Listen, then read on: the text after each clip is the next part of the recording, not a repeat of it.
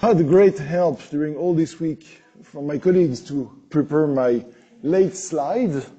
And this one was put forward by Corentin Coulet. And it's about two sessions at the coming March meeting on mechanics and active matter. The first one, the second one, active matter and mechanics.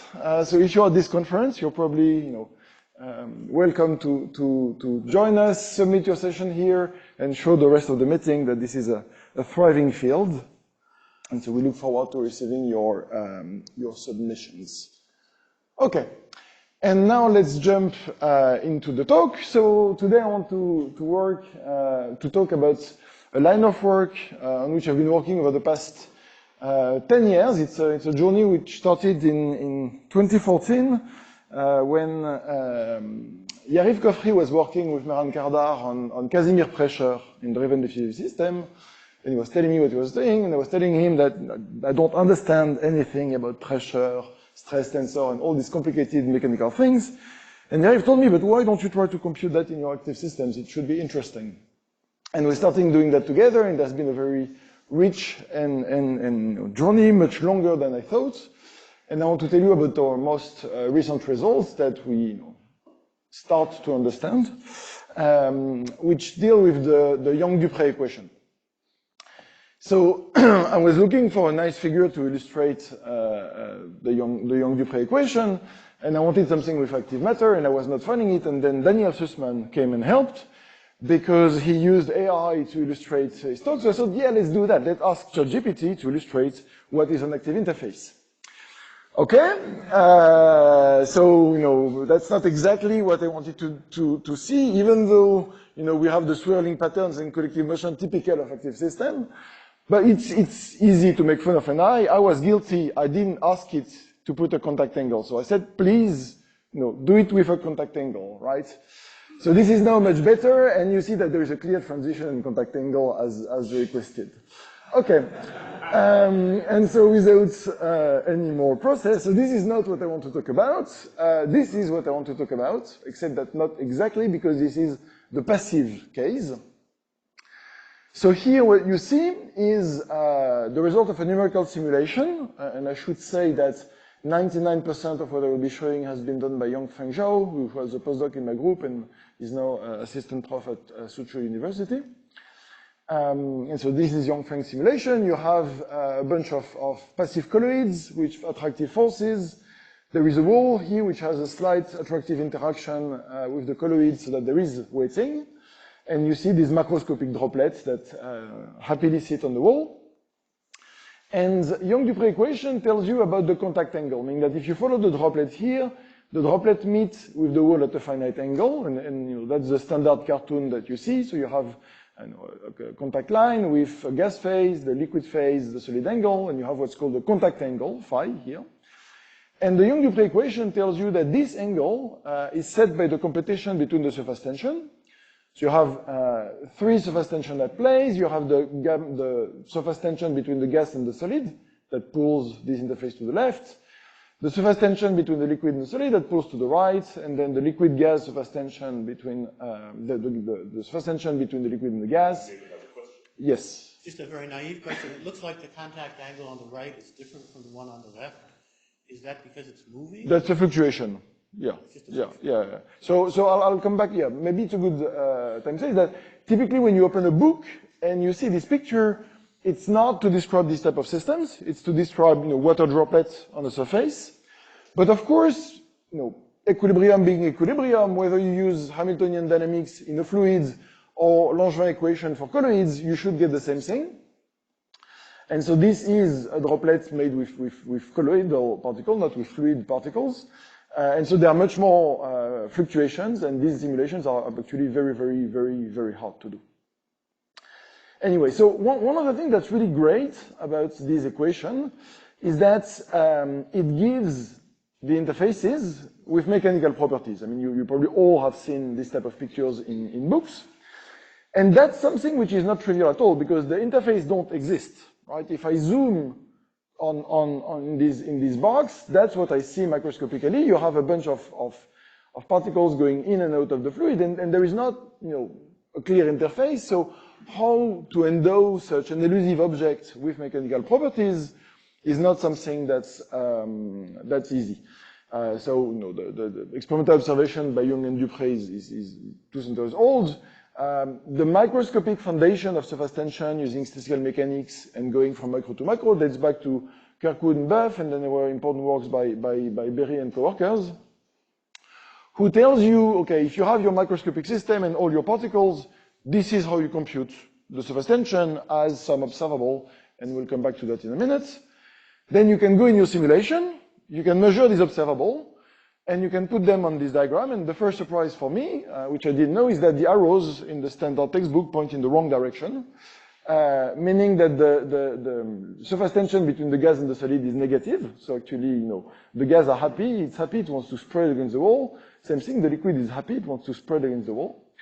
But yet, if you measure the things and you project them along the x-axis, Young's law is verified within few percent in our simulation. So the passive case is under control.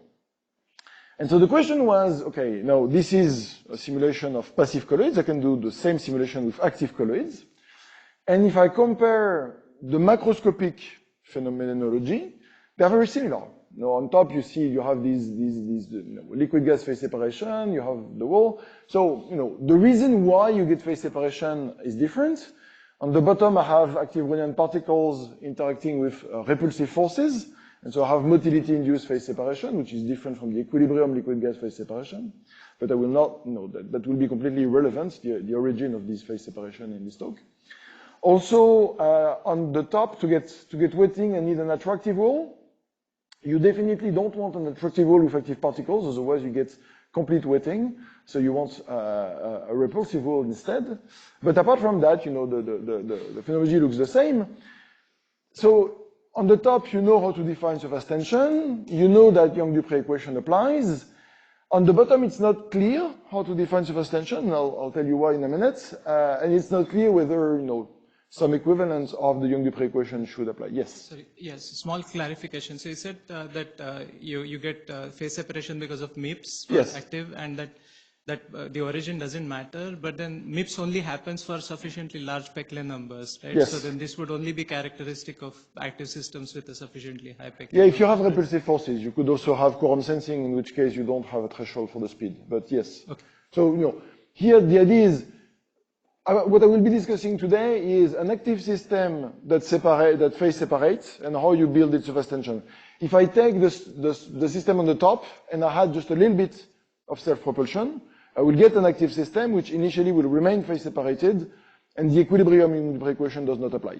Okay. But you can fix it. So that's the goal of this talk. Okay.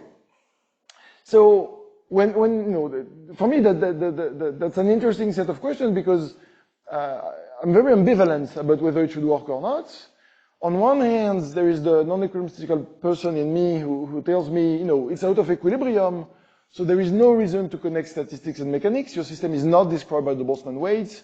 You can't connect energy and statistics, so mechanics should not play a big role in this system. And on the other hand, we still a Langevin equation is Newton's first law, so mechanics matter, and it could be that this is still something which is important. So that's what I want to try and resolve. Okay, so how can we measure surface tension? So in equilibrium, there is one definition of surface tension, which is always the confusing one because it's based on free energy and not mechanics, which is that in 3D, surface tension is the cost you have if you increase area at constant volume. In this talk, everything we'll do will be in 2D. We could do 3D. So in 2D, the surface tension tells you what is the cost in free energy that you pay if you have a constant area and you increase the perimeter. So let me illustrate this computation on a simple example. Imagine that I have an ideal gas in my cavity. So I know that I have a density profile which is given by the Boltzmann weight. So if I have n particle, I have n over the one particle partition function times the exponential minus beta. And VW of x is the repulsive potential that model the interaction between my particles which are inside the system and the confining wall. So if I want to compute gamma, what I need is the free energy. So the free energy, I can compute my one particle partition function. I have to integrate over the volume, the area, exponential minus beta v. V is 0 inside, so the integral over this region just give me the area. And when I integrate over the perimeter, I get always the same thing. So if I take this line here, for instance, I make a cut. I have my wall that goes up, my density profile that goes down. And the contribution to the partition function will be the perimeter times this integral here. So then I want to take the derivative of the free energy, which is minus nkt log z1, with respect to p. So I get a minus nkt. The derivative of log z1 give me 1 over z1 times the derivative of z1 with respect to p. So I get this factor here in magenta. And then I can recognize that I have my density here. I take this n over z1 times this factor here, and I get minus kt times the density. So this is something which is interesting because rho kt is the pressure of an ideal gas. So you realize that the surface tension is somewhat connected to other mechanical quantity that you mean. The second thing is that you see that this density here is essentially the density of particles which are in contact with the wall. So if you take the limit of a hard wall, it goes to 0. So a perfectly stiff repulsive wall in equilibrium has no surface tension with respect to an ideal gas. And then there is a way of representing this that will be useful later, is that this integral here, what I can do is I can redefine it by not starting at the wall, but starting somewhere in the bulk.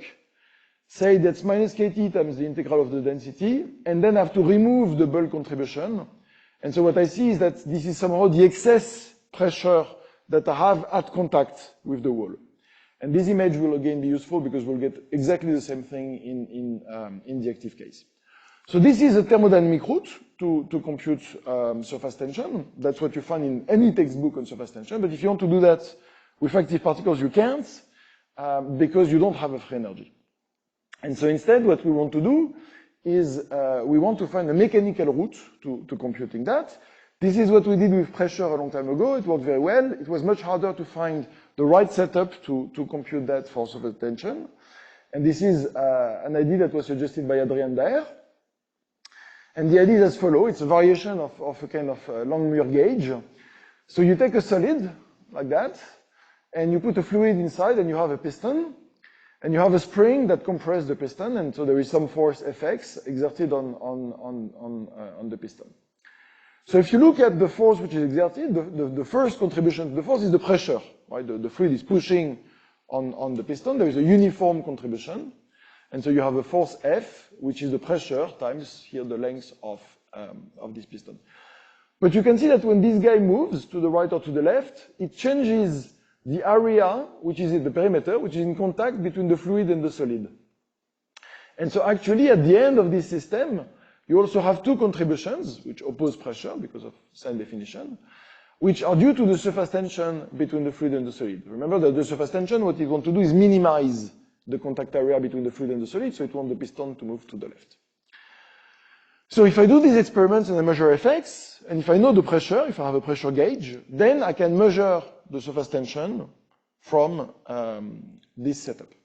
And so the question is, okay, can we compute Fx theoretically, identify a part which will be the bulk contribution of pressure, and then by subtracting it, get the surface tension.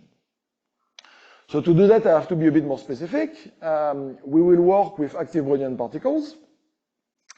So their dynamics is overdamped Langevin equation. We have a velocity, which is the sum of a number of terms. The first term here, V0 times U, it's the self-propulsion. I'm pushing on the ground, so I experience a self-propulsion force that makes me go forward in the direction U in which I'm pointing. Then I have a second term, which is, I'm fighting with my peers. So you're pushing me, I'm pushing you. So there is here an interparticle force. Mu is the mobility of the particle, and Fp is also propulsion. So I have some interaction potential, which will take repulsive. And so this force exerted on particle I will be minus the gradient of the potential. And then when I collide into the wall doesn't let me through. It exerts a repulsive forces on me. So I also have this repulsive potential. And here, finally, I'm working with active Brownian particles, so I have rotational diffusivity of the orientation, so a continuous reorientation process.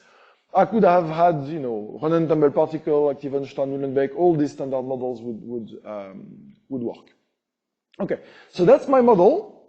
And what I have to do now is compute fx.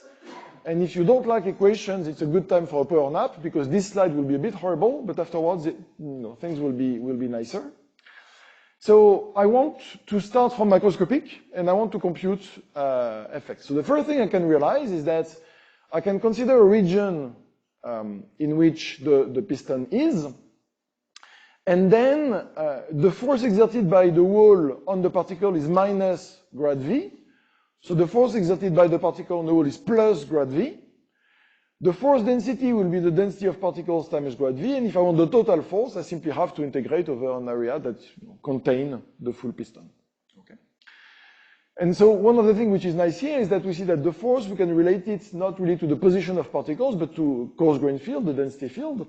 And so now what we want to do is we want to characterize this density field in the steady state for our active particles. And please, if there is any question, interrupt me. So if I want to characterize the density, I have to look at its dynamics. So I take a time derivative. The only place, so the way of defining a density function is to put a small delta function around each particle. My only dependency on time is here. When I take the time derivative, what I get is Ri dot, and then I get the derivative of the delta that gives me a minus a divergence. So I get a continuity equation for conservation law for my density, which makes sense. And the current is simply the density of speed in space. And that's good because now these Ri dots have its expression here. So I can see that the velocity is the sum of 3 components. So my current will be the sum of 3 components. My self-propulsion gives me an active contribution to the current, which is simply the sum of the particles of their self-propulsion velocity. Because we are pushing onto each other, there is also some density which is advected. It's advected by a force density. Okay, the force density is simply all the density which are applied at a given point. And then finally, the external force, again, there is a net drift that's created, which is simply minus rho grad v. Okay? So now we wanted to compute the integral of rho grad v, and rho grad v is here. So what we can do is we can put it on the left-hand side, we can put j on the right-hand side, and we can get that the integral of rho grad v will be the integral of this minus the integral of the current. Now, in the steady state, if I take a closed box like that, mass conservation ensures that the integral of the current vanishes. And so what I get is that the integral of rho grad v is simply the integral of the active flux divided by the mobility plus the integral of the pairwise force density. Okay, so that's progress. I had some initial expression. I've worked a little bit to get it like that. Still, it's not very pleasant because I don't know how to do this integral, so I have to work a bit more. And the first thing I will do is I will go back to look at what people in passive systems do. And people in passive systems, they tell you that because these forces are conservative, they conserve momentum, you know that your force density, you can write it as a divergence of a stress tensor. And that's something, you have the expression of this starting from the potential and due to Irvine and Kirkwood. And that's nice because this integral will become the integral of a divergence, which will become the flux in the boundary. The active current is a bit more complicated, but you can still work on it. You have its expression. And it depends on time both through theta I, which varies like this, and through Ri, which vary like that. So you can play the same game as with the density. You take a time derivative. When the derivative hits the position, you get a velocity that comes out. It gives you this contribution. You have a vector, so it gives you a matrix. Then when the time derivative hits u, you get u dot. But because u is a stochastic process, you also have what's called an Ito derivative and an extra term. And what is nice is that this extra term here, you recognize is exactly the active flux. So if you go in the steady state, the active current is the derivative of the time derivative of the active current is 0 because it's steady state. The average of u dot, because theta is doing random walk, is 0. The only non-zero term are this one and that one. And so you get that in the steady state, your active flux is minus the divergence of an active stress tensor. And I insist that this is very surprising because, active particles are injecting momentum into the system, and so there is no reason why you should generically get it. And for these active particle models, you do, and that will be very helpful. So now I'm very happy. I can go back to the expression of the force. J act over mu is div of sigma act. Rho f is div of sigma ik. I can sum them to define a total stress tensor. And what I get is that the total force exerted on this wall is, so I have to integrate div sigma over the full region. There are no particles outside the system, so sigma here is 0. And I just get the integral of sigma, of the flux of sigma through the surface, which will be sigma xx. And there's a minus sign because it's on the left. And this is exactly what you would get for a passive system, except that the passive system would not have the active flux. So if you didn't like this derivation, now is a good time to wake up. The result is that you can relate the force to the integral of this active flux. And if you look at this at this stress tensor, in the bulk, the system is locally invariant by translation. So sigma is always the same here. Okay, so you can define its bulk value. You call it minus p. And it's only when you get very close to the interface that you feel the influence of the wall and that the value of sigma will vary. And so you can define gamma as the difference between the bulk value, the bulk contribution of sigma, and the contribution that you will have in the vicinity of the wall. When you're in the bulk of the system, these two integrals are the same, they cancel each other, and when you get close to the wall, they're different. And you recognize here a generalization of the formula I wrote there for the ideal gas. For the ideal gas, you have the difference in pressure, and here, because we have interaction, we have something a bit more complicated. We get a difference in stress tensor. So my total force now, it will be the length times the pressure minus twice this surface tension. And the surface tension, what I like in this formula is that you can really understand what it is physically. It's the extra contribution to the stress, which is due to the presence of an interface. And now I can measure it, because I can measure it in any system. I don't need this piston. I can go in another system and measure that. That will give me an equation of state for my surface tension. Then I can come in this system, measure the pressure, the force, and see if they match. One thing I should say is that the key, the three key elements which makes things work is being able to decompose the current as a sum of active forces and external force, and I will do that several times in this talk. And then, the expression of the force that I can, from which I can identify a surface tension. Yes? You seem to neglect, so you said dTGA vanishes. In the steady state. Is this true for any type of interaction? It's steady state. Okay. So that's the definition of steady. It's an average in a steady state. It doesn't vary by definition. Even if you are traveling waves or whatever, you could have the steady state average, dt of that is 0. Thank you. That's, so yeah. That would, yes. Really? Okay, good. I want questions. Okay, so you can measure that. That's not what the clock says. Anyway, that's what so you can measure this, and these are comparison between the measurement that you do in the bulk and the measurement that you do on a piston with so you can change the stiffness of the wall, and you change the value of the surface tension. If you change the stiffness of the piston, you don't change the value of surface tension because you have an equation of state. And from the theoretical expression, you can predict the scaling of surface tension, which is as the v to the cube. Okay, so that's for the liquid-solid surface tension. Now, what about liquid gas? Liquid gas has been a topic of much debate. So Thomas Speck and co-worker suggested to take the expression that you have in a standard passive fluid and to generalize it to an active one. So you integrate through an interface and you look at the difference of the contribution of pressure in the two directions. And people were very unhappy with that because it gives you a negative number. And so there is an apparent contradiction with the fact that you have stable interface. I don't think it's a contradiction. It just tells you that capillary waves are controlled by something else, but somehow this has been contested, and many people have put forward other definitions of the surface tension that would be positive.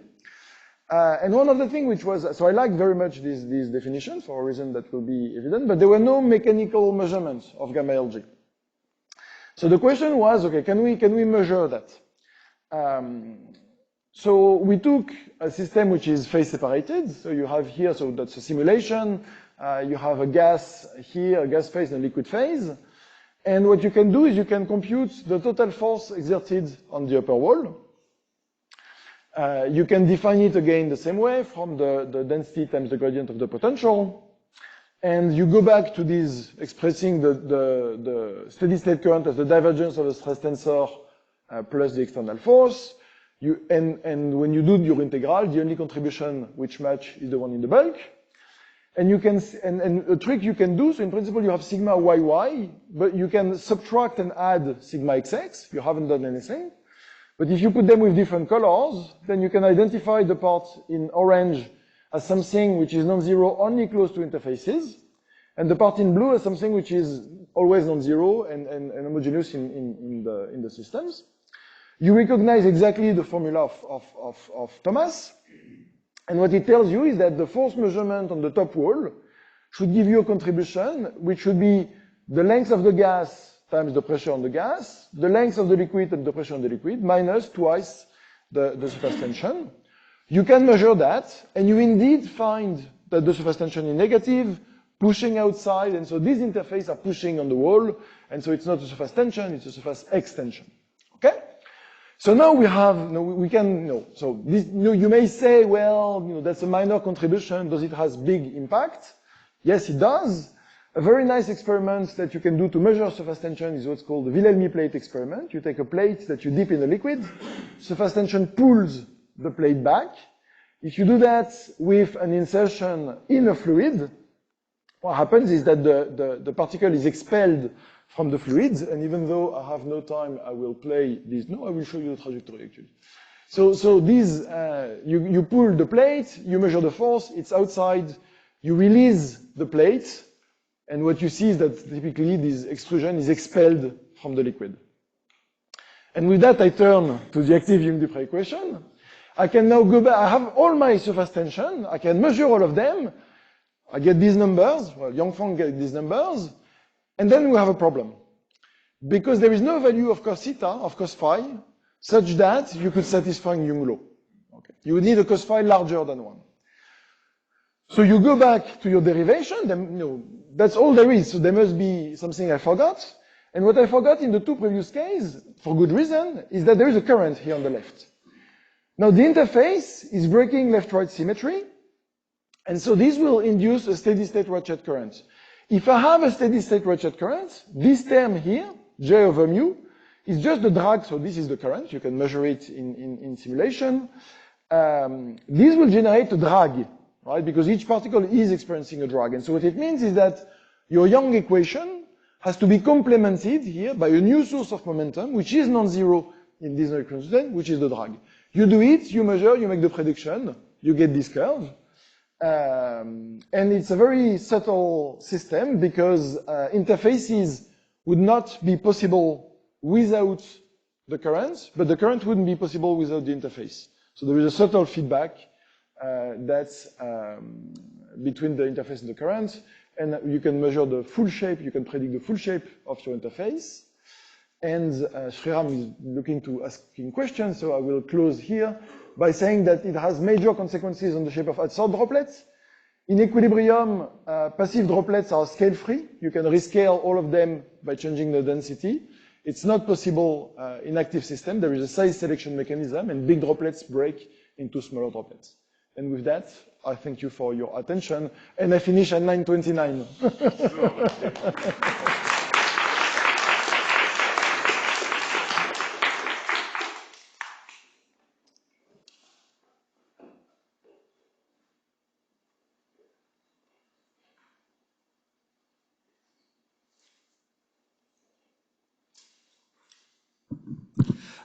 Cool stuff.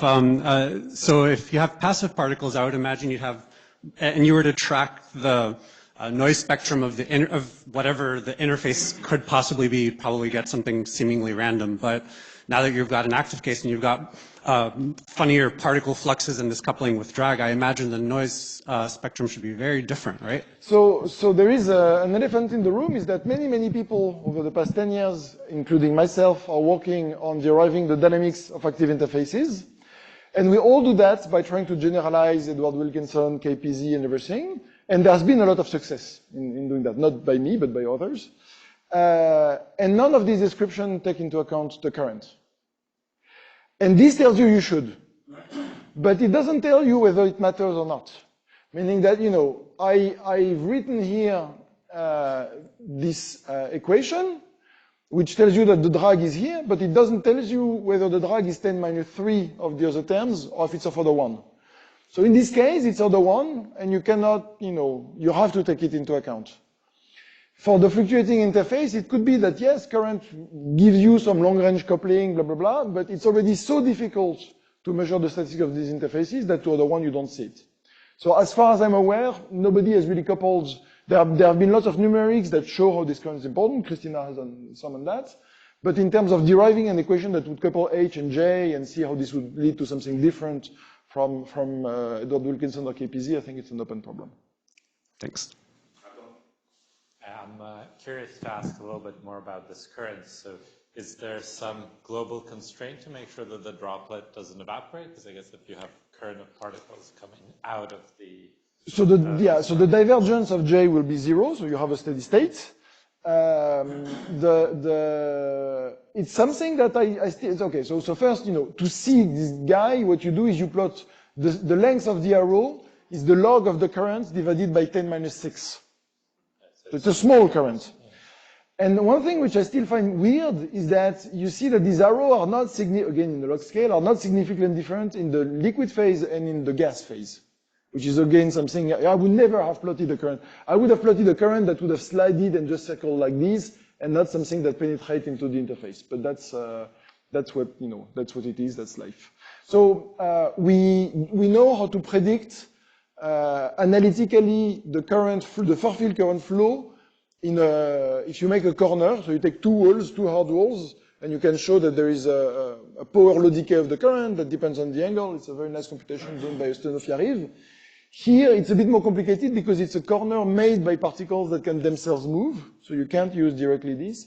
But definitely, we need to characterize this current flow a bit better, and for now, we don't have much to say apart from if J equals 0, and it's there. Interesting, thank you. Yeah. Julien, I have a question concerning the intuition I have about the system here. When I think about it, I think about a system that has strong fluctuations also in the interface curvature and things like that. But your derivation seems to just look at the average. Yes. So where is it that the fluctuations kind of drop out or are not important? So first, even if your system has crazy fluctuation, it's a free country, and you're always allowed to take an average, which, you know, there should be an average sign here. That's slightly confusing. So, you know, you just write down the average dynamics for the density that exists, and you work from that. Now, the question is, you will get something, and it could be that fluctuations are so wild that they blur out any patterns that you see on average. But that's not the case with MIPS. I mean, you know, if you look at this system, you know, that's the average density profile. There are fluctuations around it if I look at a snapshot, but it's, you know, it's well defined. Same thing for this case. This case is interesting. So you can see here the average profile. You can see here one realization. Yes, there are more fluctuations, and actually, if you show, okay, of course it's on the wrong screen.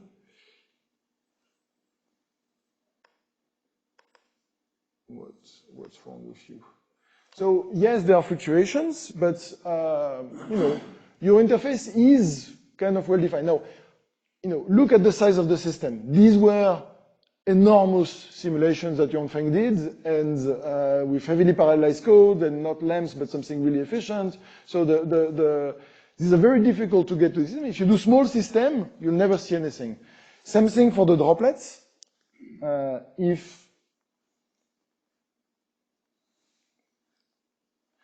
if you do small system, stabilizing such nice droplets is something that's very difficult. But if you have a big enough system, then you can do it. Thanks. Yeah, I have more of a technical question. So you said that you have repulsive particles and a repulsive wall. Are there any restrictions on how the repulsive forces can need to look like for your derivation to work? Because I could easily imagine that the whole interface just wets. Yes. So that's a very good question. So if you take ABPs, where is they? Like that, and in the limit of a stiff wall, you will typically get constant wetting. So these walls are soft. Okay? They are not super soft, so you can, if you know you can see here the scale of the zoom, the wall potential.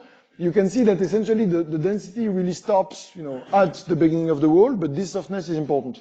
Now, if you add torques, aligning torques between your particle, you get finite wetting on a hard wall.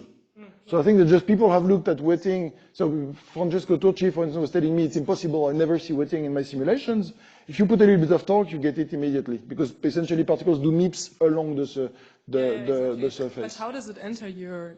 So if you want to add, okay, so that's another good question. If you go to the Young-Dupre, the way to understand the active Young-Dupre is quite simple. The idea is that these are the momentum at play in a passive system. In your active system, because you have a steady state flux, you have a new sink of momentum in this case. If you have aligning interactions or quorum sensing, you don't have an equation of state for your pressure, meaning that you will have extra momentum sources close to the interface. And they will just add up there. So I didn't do the derivation in this case, but you can generalize it. So you would get plus FD plus delta F. Well, delta F would be your momentum source or sink, depending on the type of interaction you've done. And what I think is interesting in this question is, now what can we do to the system so that these new terms do something funny? How can we control them? How can we use them to control wetting and stuff like that? Okay, yeah, thank you. Yeah. I could imagine that if you start to look at the droplets bouncing or sliding, this current will start to matter. Is that like a correct intuition? So that one thing that was interesting is we did this computation of getting the full interface of the system starting from the Young-Dupre. You can rewrite it as a differential equation for the position of the interface. And then Adrian Daher, who's the co-author, is the fluid mechanics expert. And so we asked him, have people done that? What's the name of this for passive system? And also passive systems, nobody does that because nobody cares because you have gravity. And so one of the things that we would like to do now is add gravity to this. You can do it. And then maybe, kind of tilt your interface and look at sliding droplets and see whether they would play a role or something. We haven't done that yet. But then indeed the flux will, come in a more complicated way. As far as we can tell right now, the case in which we see the current really doing something funny is that when you have a droplet, the vortex flow that you get is generated by the corner, so it doesn't scale with the droplet size. So in equilibrium, you can get droplet of any size. Here you can't. And so if I look, if I were to look at, let's see. Can I do something like that? At a movie of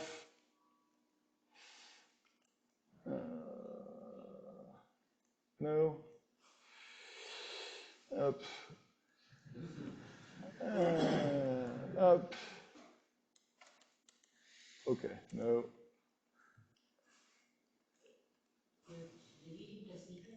Almost.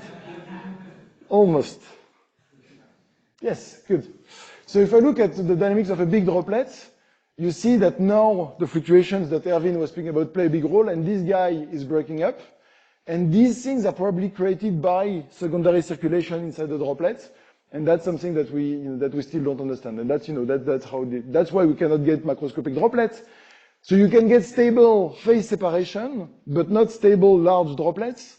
And that's something that, it means that there is a funny transition between the crazy droplets and the gentle phase separating system that we don't understand. So here, clearly, the current is doing things because, for instance, you have you have redistribution of mass and stuff like that. But for now, it's mostly numerics, so we don't have much intuition on that. Okay, thank you for your talk. So I have a question. Since you investigate the surface tension between the active liquid, between the gas and solid, so how about the active liquid and the passive fluid, such as they are in the bulk separate phase, and so we can define that for mixtures. That's not a problem. We've done the computation for mixtures, but we haven't done any simulation, and we haven't looked at any funny instability that we could get. But indeed, one of the things that we would like to do now is to see if you can get fingering instabilities when you have two fluids in contact and things like that. We haven't done that yet, but that's a very good question. Okay, thank you. I have another question and comment. When you look at pattern-forming systems, they also sometimes form structures that are phenomenologically reminiscent of a foam. And when you have a foam, then you have similar laws as this one, like Neumann's and von Neumann's law, etc.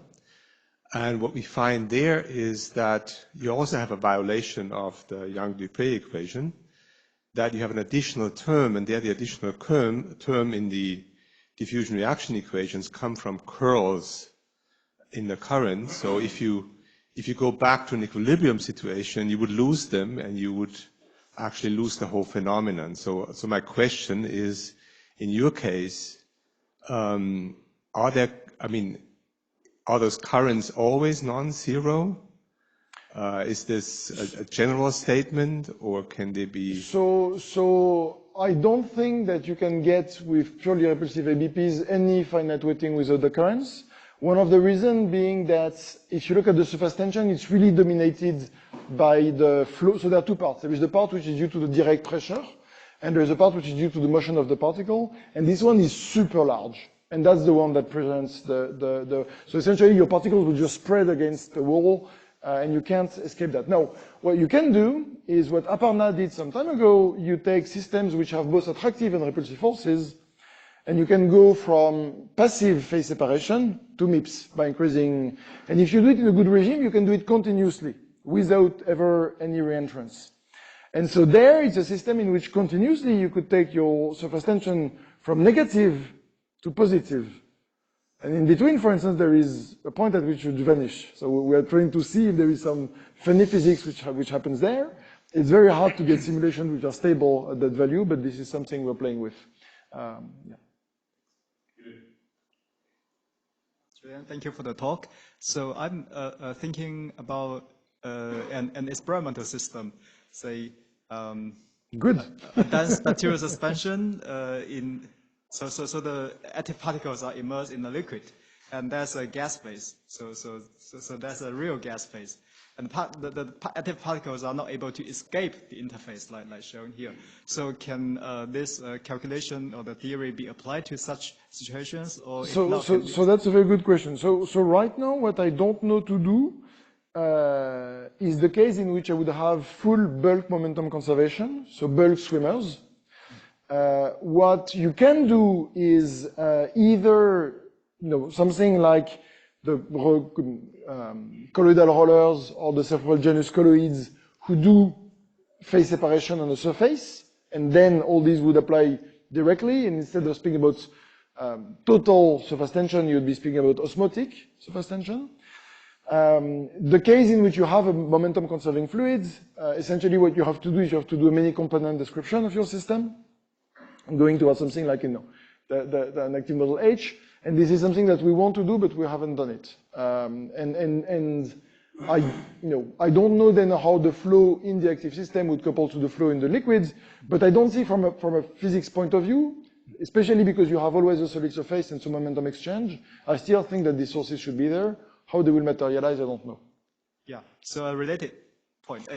Sorry. Yeah. Maybe we can discuss later. Yeah. Okay. So I'll stretch a point, I'll go by that, and I thought you can ask a question. Simple question. If you have a gradient of a parameter, some parameter, can you observe a Marangoni effect? If I have a gradient of parameter, we haven't tried. So I imagine. Yeah. If there is it can be expressed by just the difference of the flux flow? Yes. Yeah, no, so that's something which is easy to do, actually. We haven't tried. That's a good question. Let's thank Julien.